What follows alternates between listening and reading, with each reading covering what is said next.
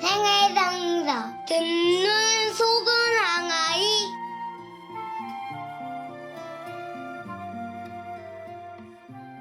성부와 성자와 성령의 이름으로 아멘. 5월 11일 부활제 4주간 수요일 요한복음 12장 44절에서 50절의 말씀입니다. 그때 예수님께서 큰 소리로 말씀하셨다. 나를 믿는 사람은 나를 믿는 것이 아니라 나를 보내신 분을 믿는 것이다. 그리고 나를 보는 사람은 나를 보내신 분을 보는 것이다.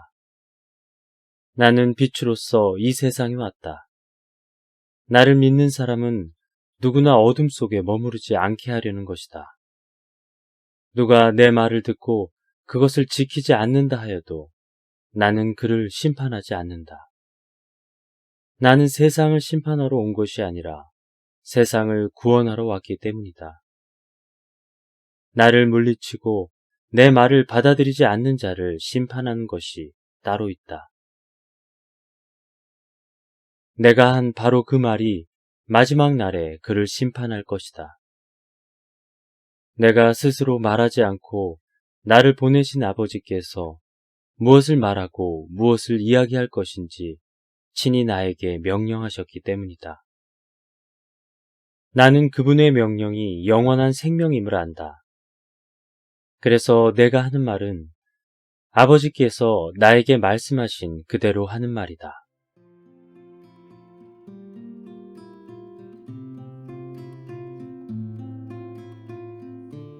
신앙인에게 있어 간절한 소망은 자신이 믿고 있는 하느님을 만나는 것일지 모릅니다.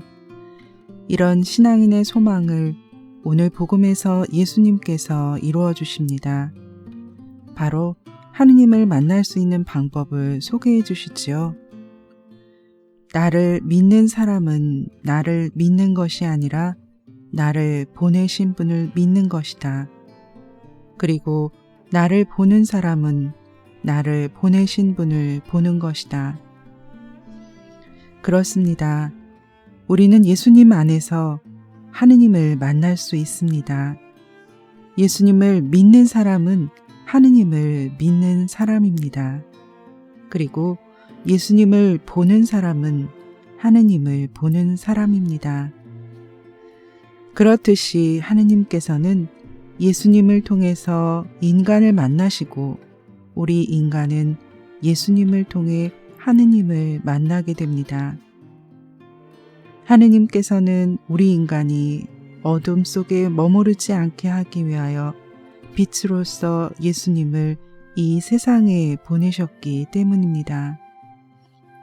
빛으로 오신 예수님께서는 세상을 심판하러 오신 것이 아니라 세상을 구원하러 오셨습니다. 따라서 예수님의 말씀을 듣고 그분의 말씀을 따르는 사람은 심판받지 않고 구원을 받습니다. 예수님께서 말씀하신 모든 것은 다 하느님 아버지께서 하신 말씀 그대로이기 때문입니다. 결국 우리 신앙인들에게 있어 빛으로 오신 예수님을 만나고 그분의 말씀을 듣고 따르는 것이야말로 우리의 가장 큰 소망인 하느님을 만나고 구원을 받는 것, 바로 영원한 생명을 얻는 길입니다.